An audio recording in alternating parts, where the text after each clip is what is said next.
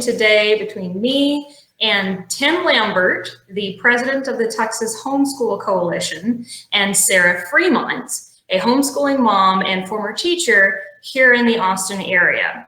So many parents across the nation, all parents of school-aged children in Texas right now for sure, are suddenly finding themselves in a situation where they're emergency homeschooling, shall we call it. Their school districts have probably reached out in some way, given them some packets perhaps to do at home or trying to maintain classes online, but parents are suddenly finding themselves in the front lines of education, which hasn't been the case with the majority of families in Texas.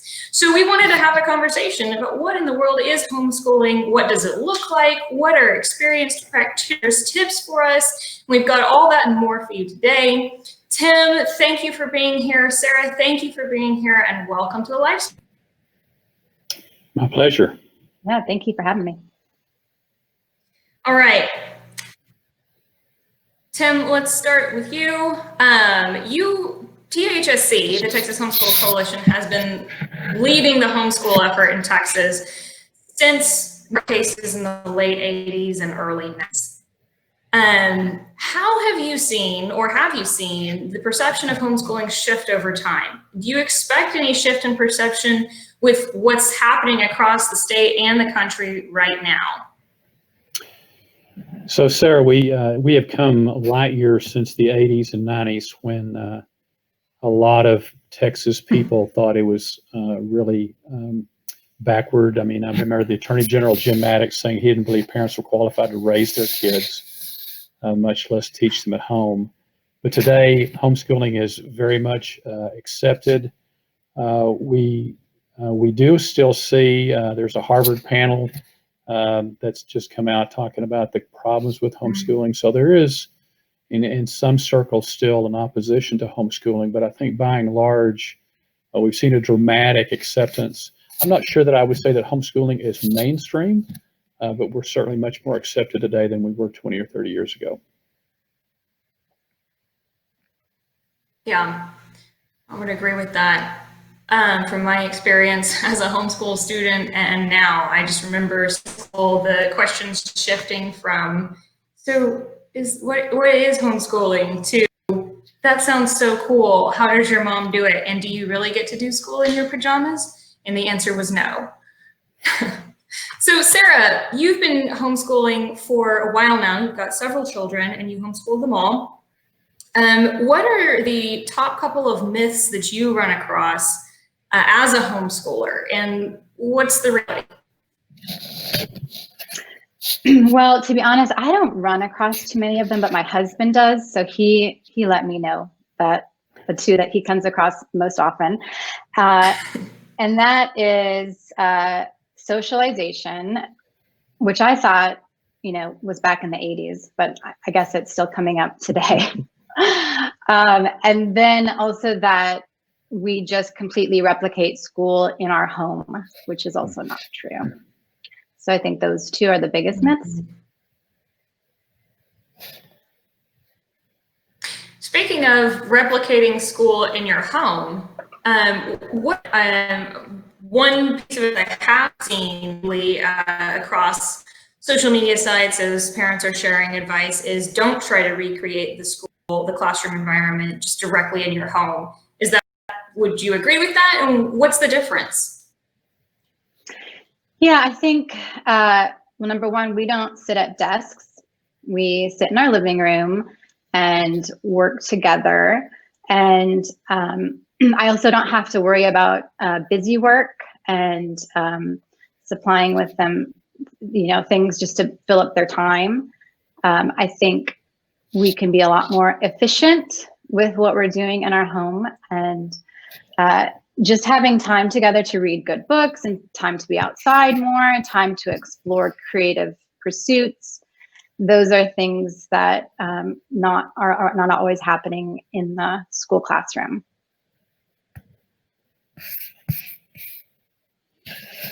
Great. Tim, what do you hear most frequently? What are a couple of common myths about homeschooling? I think I agree with Sarah. Even since the 80s, we still don't get that socialization question. And there are people who have a hard time understanding that education at home can be different. I've heard a lot of communication from folks that are accidental homeschoolers or sudden homeschoolers, however we want to refer to them, and they're desperate because they are trying to recreate that environment they have in a classroom. And one of the things I point out is that the teacher-student ratios are dramatically different. If you're homeschooling your own kids, 2 or 3 or 4, even if 6 or 8, you can do in a very short period of time what it would take a classroom all day long to do. So we still see those same sorts of myths related to, and what perhaps one of the other ones is that you have to be an educator. Certainly, you have to have a degree in order to be able to do this. But the studies show academically that's clearly not the case. In fact, some of us would say we got a complete education in the process of educating our own children.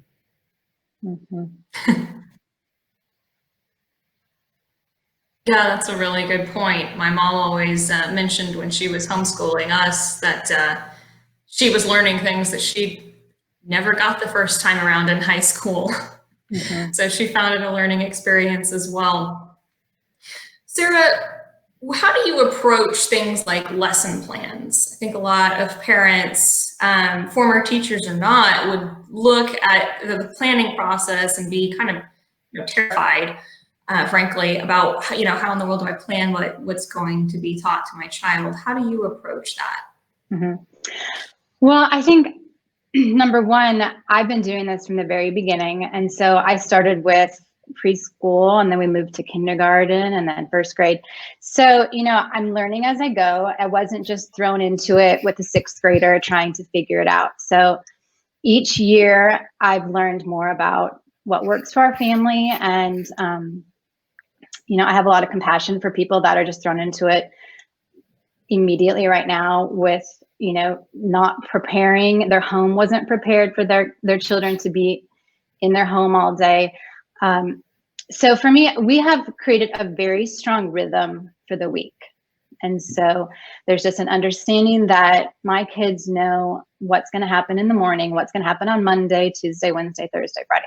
So I think it's more, instead of just a lesson plan, it's more of a very lovely rhythm for our week on covering all of the subjects and making sure we get, everything completed. But, as a former teacher, I'm not sitting up at night preparing one specific lesson plan for a classroom. And like you stated earlier, I sort of joke, my oldest is 6th grade, and I sort of joke that I now have a 6th grade education, even though my background, I was a chemist and a physicist. I have a degree in chemistry, physics, and education, and I was all for the grades. I just wanted to get straight A's. And so now I get to enjoy learning, and I'm finally, figuring out things that I didn't really care about before. And so I joke that I'm now at the 6th grade level. That's great. I love it. What do you find is the best way to keep your children on a schedule? It's just you, there are no bells, probably. How do you keep kids on track? Well, like I said, we have a very strong rhythm. And this is something that I've been, creating and tweaking over the years. And so they know right after breakfast what's going to happen. And so it's not based on time. We don't start at a certain time. We don't finish at a certain time. We just, keep it very flexible with how the children are feeling that day and how much sleep they've gotten. And but they know what to expect each day. And, we are going to have certain things that we need to accomplish every day. And then also, I just, I'm in charge, and so they're gonna follow what sort of expectations I have for them that day. And if something's not working, I'll start over the next day and say, okay, we're gonna try something new today, and there might be some weeping and gnashing of teeth, but they're gonna follow. And I am their advocate and also the leader for them on this education path. So I respect them, and then they respect me, and we work together to make a really good rhythm for the day. You make really good points there, and I just want to highlight that because I'm sure you probably have the same experience as a former teacher myself. What you mentioned, where you just have to retool and start over the next day, is something even the most experienced teachers face. So if parents are feeling like they've totally crashed and burned, especially in this time where they're getting thrown into something that they really hadn't planned for, prepared for, that's the way it happens, even for people who do this every day of the week, 180 days a year. And that's what teachers across the state and country are having to do right now, is they figure out things like teaching classes online. It's part of the teaching process. It's very iterative. Tim, tell us about your new resource that the PHSC, sorry, go ahead. That's right. No, I want to hear it. Okay, so I just wanted to say, when I was teaching middle school science, I would have a lesson plan, but I had 40 students, and if it was not working, you have to be flexible. You have to work with the humans in your room. They're people, they have personalities, and sometimes things are not working. But I also wanted to say, those people that find themselves now educating at home, I do want to say that this is not the best gauge on whether or not you would like homeschooling. This is a very unique situation. Even for homeschoolers, we find ourselves in a very difficult situation. Most of my friends that homeschool, they are together with their children, but they're not necessarily confined to their home. They are joining art classes, going to museums, meeting up for hikes, different classes that are geared towards home educators. And so if you're thinking, gee, I wonder what homeschooling is like, this will give me a good opportunity, I just want to tell you, this is not a fair picture of home educating. And it's difficult for all of us right now. I didn't sign up to be a homeschooler just to be, confined in my house all day. So this is a very unique situation. So have a lot of grace for this period of time that we're in right now.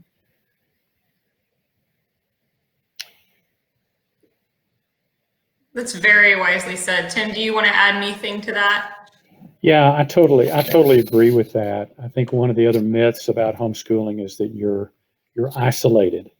And Sarah was exactly right. The wonderful thing about homeschooling is you've got low teacher-student ratios, you've got lots of individual attention. You can tailor your curricula and your pace for each of your students. And there's a lot of enrichment activities that a lot of homeschoolers do. So I agree totally. This is not a fair assessment, but it's also the reason, Sarah, that we put together this resource called coronavirushomeschooling.com, because, and again, it's not we put this together very quickly.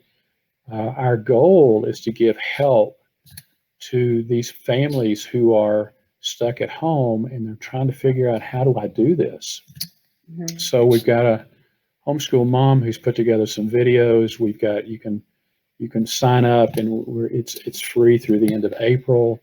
So this is a homeschool mom who's doing videos on how she does homeschooling for her kindergarten through fifth grader. We've got different curricula providers who are giving elements or samples, so people have a lot of opportunities to look at things. But again, this is we're trying to do this because we want to help people. And Sarah's exactly right. Homeschooling is way more than what we're offering there. But what we just hear from so many of these people who are not getting that online plan that the school district had was not working the way it's supposed to, or they don't have enough curriculum to pass around, or whatever. This is just a way for us to help those families and hopefully give them a better experience than they might have otherwise.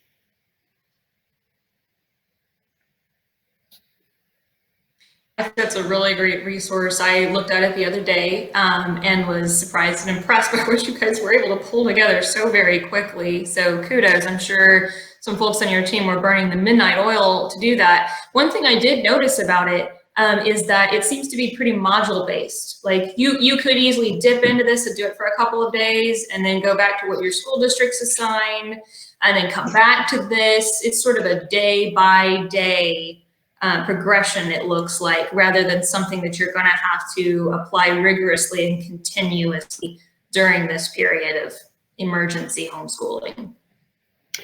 Yes, that's exactly right. We recognize that people are going to be looking for options, and sometimes they just need supplemental stuff, and so you can use it for this. We also recognize that some people may be looking for the right fit from a curriculum standpoint. So we're going to continue to build this out. We've got some other homeschool moms who are going to work with us. So again, we're all in this uncertain time. We're just trying to provide this as a way to give people a bridge. And hopefully, you know, one of the things that we're hearing, I'm excited that, and I think Sarah will appreciate this, I think some families are going to find, in spite of the difficulties, they're going to have some time together that they haven't normally had. And so I think that's going to be one of the real blessings that families see as a result of this.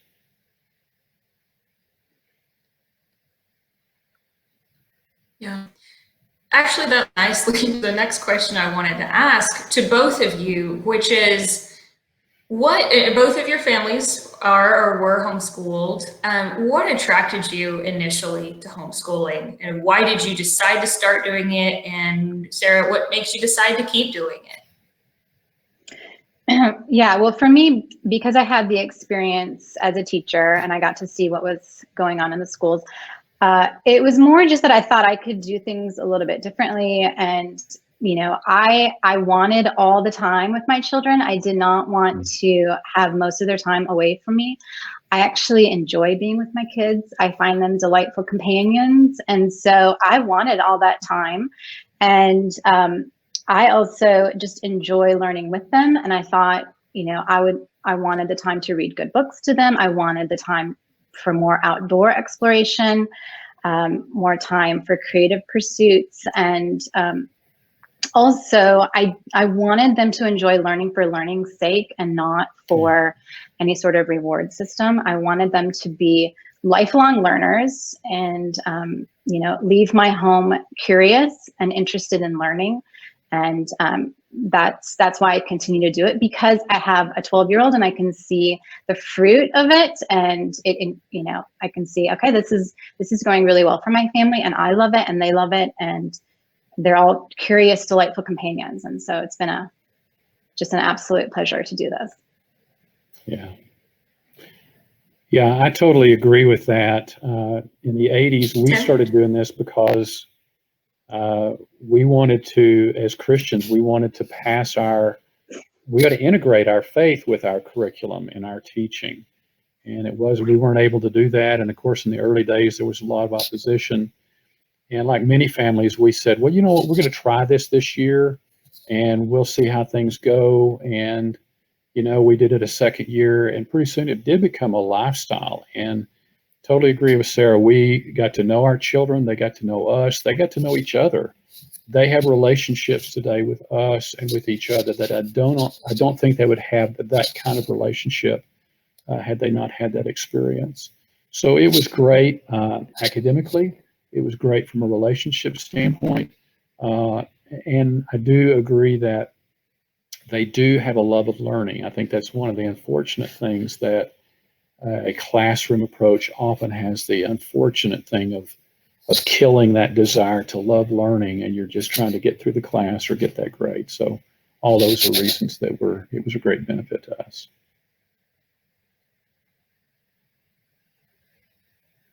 Great. So the policy question here, Tim, what are things that the Texas legislature or perhaps the governor, how can we encourage a landscape where families can find that right fit, whether it's homeschooling or something else? Well, I think that one of the things we have come to understand with our journey in homeschooling is that it's about giving families and parents choices. You know, Sarah's talked about not just being, we're not isolated. We don't stay at home. We do different curricula. We try different options, different field trips, so lots of different things that we do. And our experience is the more choices that families have, the deeper and more rich that experience is for their children. And from a policy standpoint, I think this situation has really clarified that the virtual school network that the state has put together really is inadequate.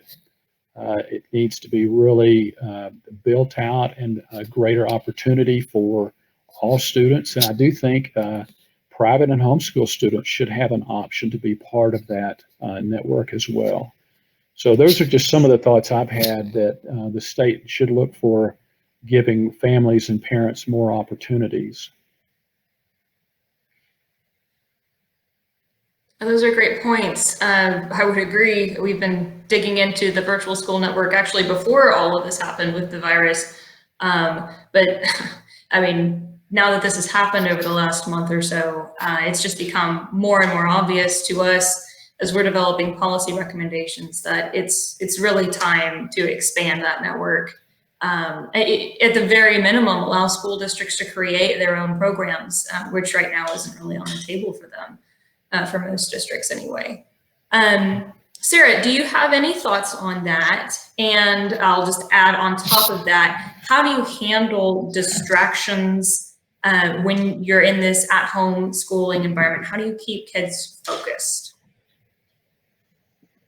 Well, I've set up my home to be an environment where children are going to be home all day.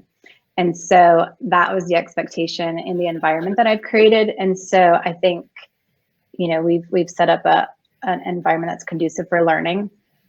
As far as distractions, I would think sometimes their siblings can be distractions, but I welcome those distractions because I do not think life is going to be a sterile environment where it's going to be void of distractions and things coming at you. And so I think this is just part of the learning experience, to be able to collaborate, to be with people that aren't at your same age level and maybe don't agree with you completely. And so I actually don't look at distractions as a negative thing. I look at it as an opportunity to, continue to persevere and work within that. But I will say I have worked hard to create a really beautiful environment for home educating. So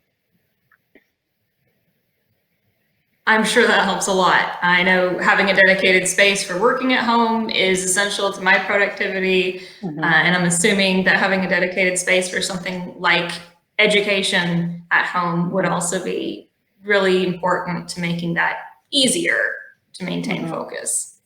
Tim, if parents are interested in learning more about the resource that you mentioned, can you give us that website again? And if parents get to the end of this period and they are willing to give, shall we say, real homeschooling a try, a more deliberate approach, where should they go for more information?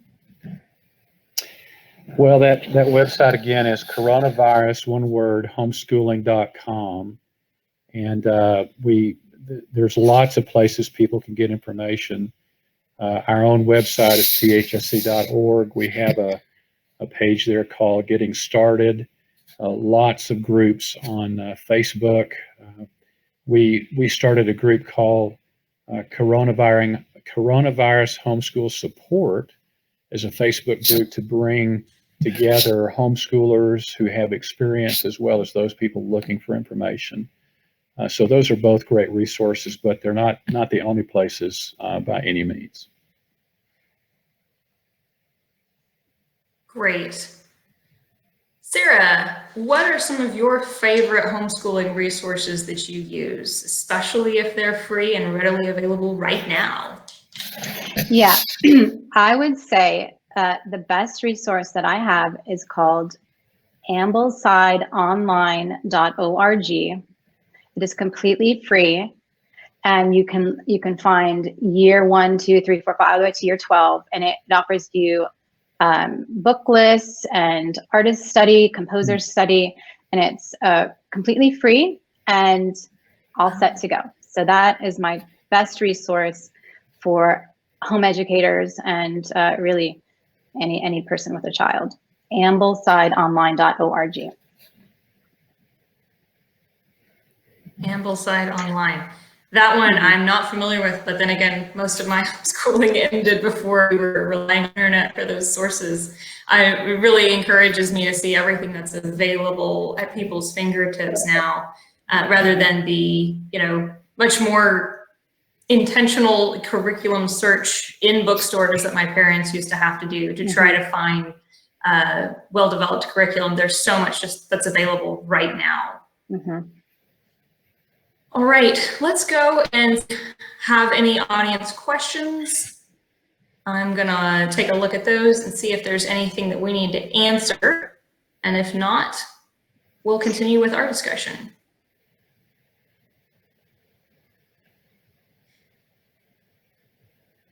All right, we're gonna continue with our discussion for now. Tim, do you think this is an opportunity for the homeschooling movement to gain awareness and for the school choice movement in general to further the discussion of allowing parents additional options?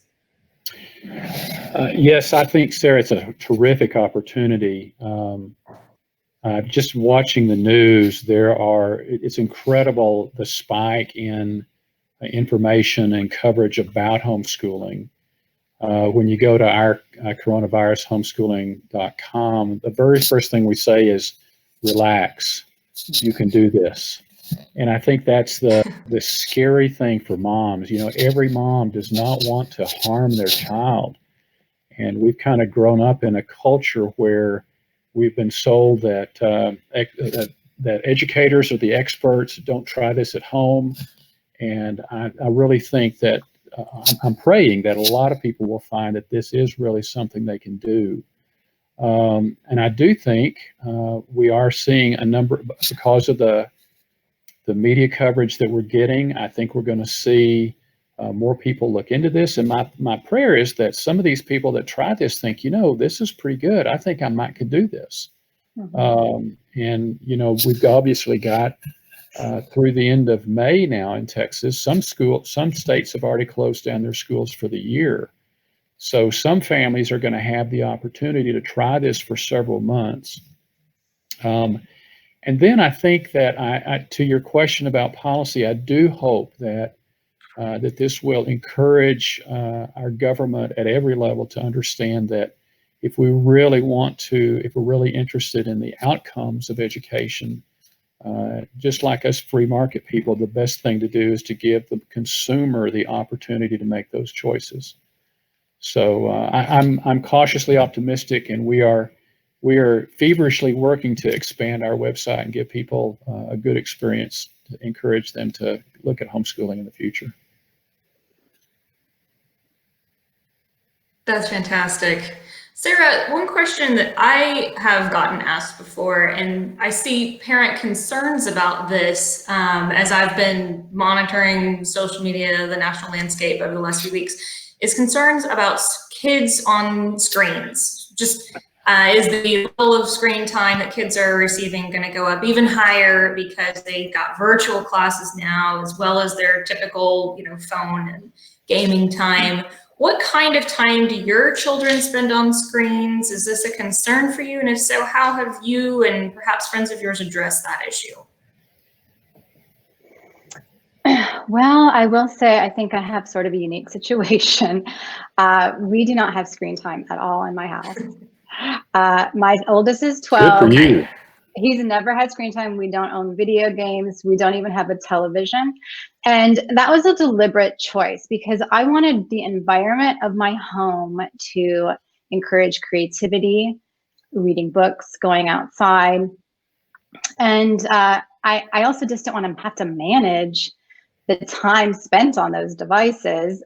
This is their childhood. I want it to be the best ever. I want this to be, just a lovely experience for them and not one, dedicated to screens. I don't think screens are bad.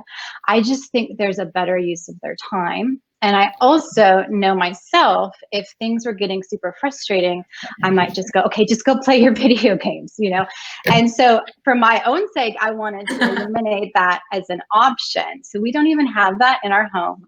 So I have to absorb the cost of their moods and their fits, but you know, they're going to have to work it out. They know, you know, there aren't screen options in this house. And I will say, you know, we're not afraid of technology. My husband owns a technology company downtown Austin. So we're sort of strange in that that's my husband's job, but we do not have it in our home. And that's because I wanted my home set up for home learning.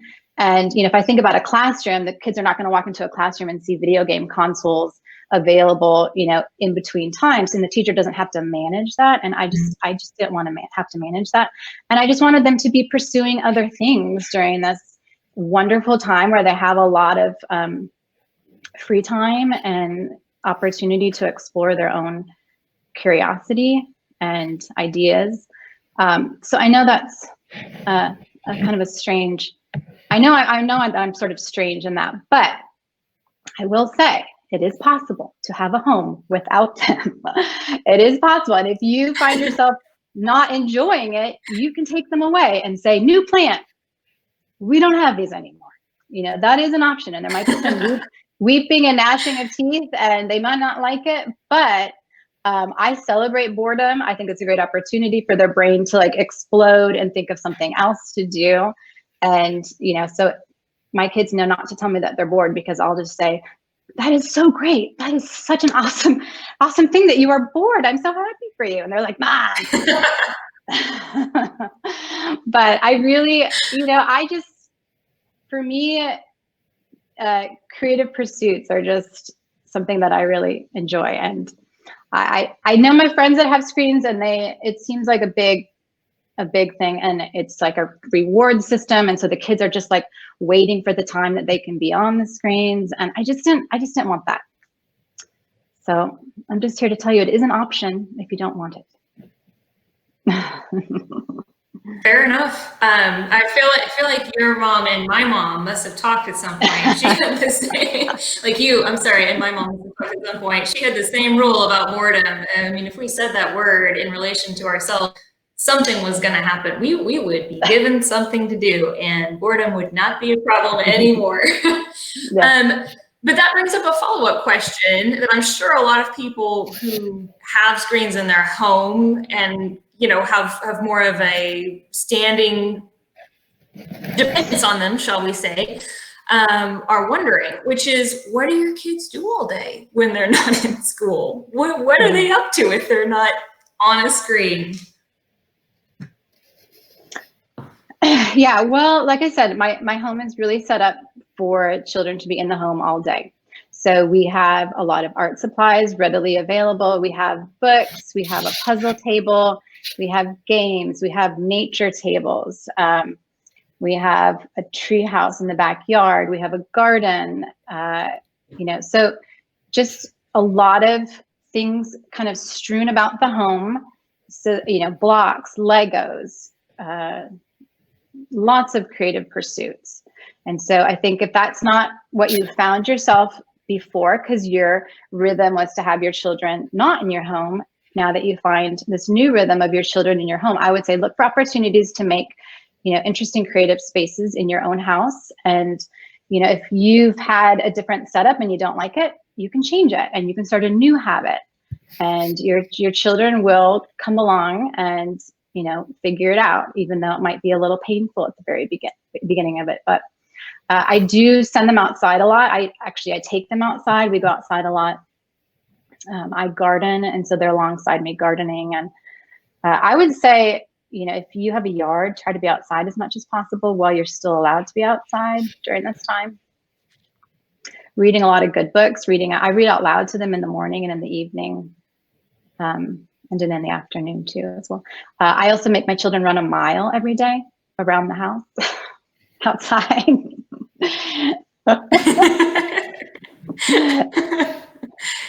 That's a very important pro tip.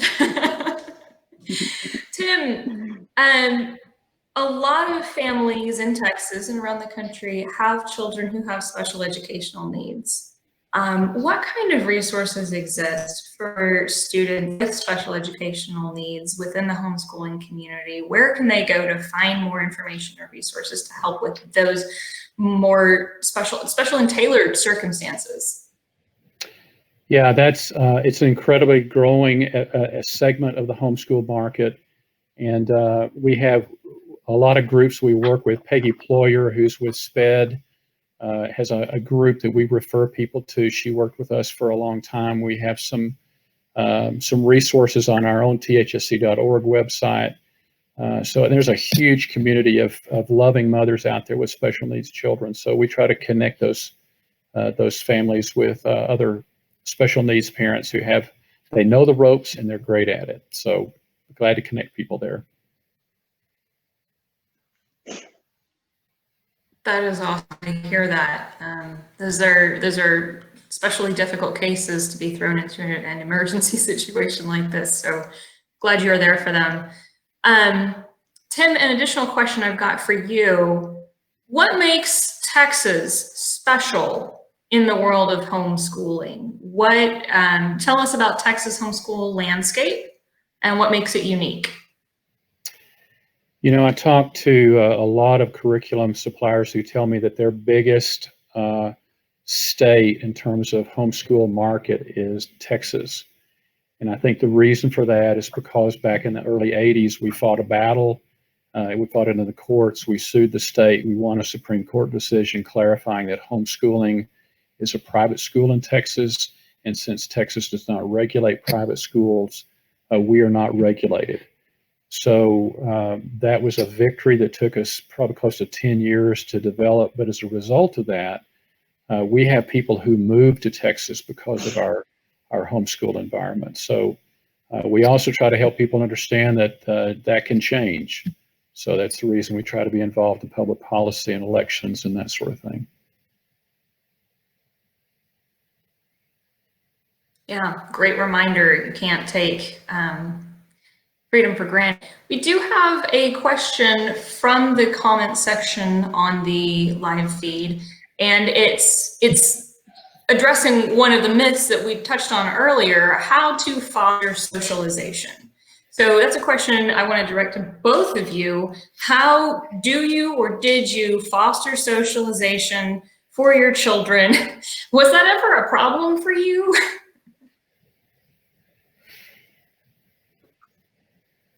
I'll go first. As the old timer here, we used to joke that the problem that we have is there's too much socialization going on. So children are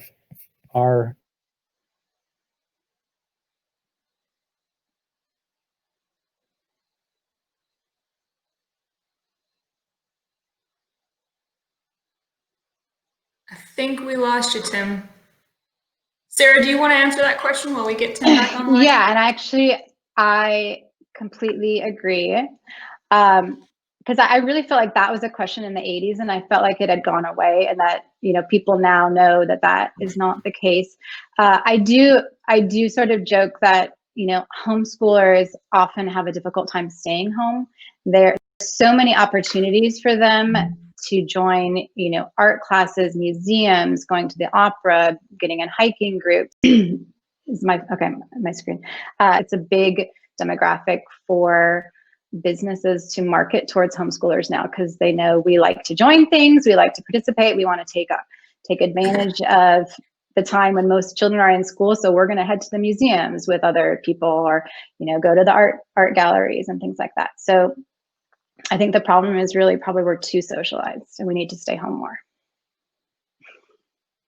And that thought just occurred to me as you were saying that, mentioning field trip opportunities and stuff like that. If you've got a higher student-to-teacher ratio, like Tim was mentioning, or lower student-to-teacher ratio, then it might actually be easier for you to plan field trips and things like that, since you've got a smaller group, or you can coordinate one and share the load among other parents. So it might be tempting to do even more. Is that something that you've ever had to contend with? Yes, I sort of joke that I'm kind of a non-joiner, and so I actually like staying home. We have 6 acres, and so we do enjoy being at our home. But I do have a lot of friends, and they are joining all the things, and they're just constantly heading out together, doing things during the day, because it is a really great time for homeschoolers to be exploring things that are not, busy. So yeah, and they have Yeah. homeschool days for most museums, most galleries, most. We were scheduled to go to an opera this month that's been canceled, but Mm. so this is a very strange environment for homeschooling when you're confined to your home. This is not at all what homeschooling is like for pretty much anyone. Nobody wants to sit in their home all day. We want to enjoy all the opportunities out there. So it's a very challenging time for everybody. Yeah. I'm really glad that you brought that up, because I would agree. This is a moment when everybody's sick of being at home, and you're right. That's not normal. Normally, I don't know. At least me as an introvert and my introverted friends are thrilled to be at home. But even for the most introverted person, it would be great to get outside the house at this point. Yeah. So it's a really good reminder. It looks like Tim is back with us. Tim, you cut out right when you were saying the problem with homeschooling is usually too much opportunity for socialization, not a lack of it. Do you want to pick up there? Yes, thank you. So I feel like Sarah. My battery died on my computer because I don't spend enough time on the computer. So, but yes, in our homeschool experience, we had 4 children, a set of twins. And, the wonderful thing about that from a relationship standpoint is our kids became each other's best friends. They spent a lot of time together. But the downside of that was sometimes there was too much socializing going on. And we encouraged them we had to, coming back to Sarah's point, explain to them who was in charge here, and they had to, comply with our requests. And we found the same thing true outside of the home. This myth that you have to foster socialization really is just a myth. There's families go to church, they go to sporting events, they go to musical events. There's all sorts of opportunities. So the challenge for us really was not can we get those socialization opportunities, especially in high school. It became maybe we need to pare those back a little bit.